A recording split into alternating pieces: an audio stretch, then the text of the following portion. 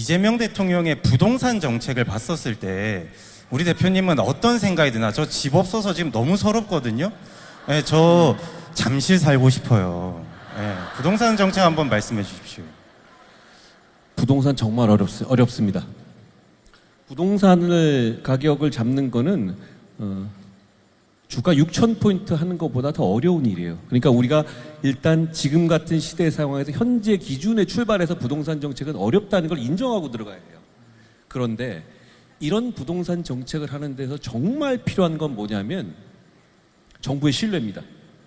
정부 관계자가 한 말이 지켜지고 적어도 이 기준에 따라 움직일 것이니까 여기에 맞춰서 살아내라 라는 약속이 중요해요. 그런데 이재명 정부의 가장 큰 문제는 그게 매번 바뀝니다. 그리고 그 매번 바뀌는 정도가 아주 극단적으로 널뛰기를 해요. 저는 이게 가장 최악의 부동산 정책이라고 생각해요. 자, 부동산 가격을 어떻게 잡겠다. 답. 자, 뻔합니다. 수요 아니면 공급 아니에요? 다른 방법 있습니까? 그런데 그 얘기를 할 때 일관성을 가지고 각자의 가게에서 각자의 청년들이 거기에 맞춘 인생 계획을 할 수 있게 해줘야 돼요.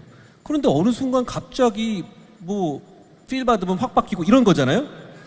이렇게 되면 정보의 불균형이 생기고 이걸 먼저 한 사람들은 이득을 보고 나중에 많은 사람들은 끌려가게 되는 거예요.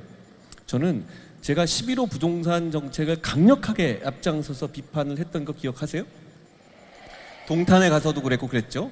그런데 문제는 이재명 대통령이 대선에 출마할 때 절대 이렇게 안 하겠다고 했거든요. 수요 그리고 대출 규제 안 하겠다고 했어요. 그런데 확 바뀌었죠.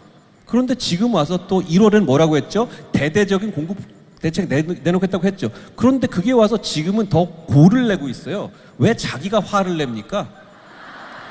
자기 말대로라면 11호 정책이 성공했어야 되는 거 아니에요? 근데 왜 자기가 화를 내고 있죠? 어려운 문제는 맞습니다만 저렇게 풀면 절대 안 돼요. 저렇게 되면 우리가 이재명이란 사람의 마음속까지 읽으면서 집 사야 되는 거가 되는 거거든요. 저는 결국은 부동산 정책 대단히 어렵습니다. 그러니까 우리가 정부 섹터에서 할 일은 일관성입니다. 지금은 그건 먼저 갖춰야 한다는 말씀 드리고 싶어요. 그러니까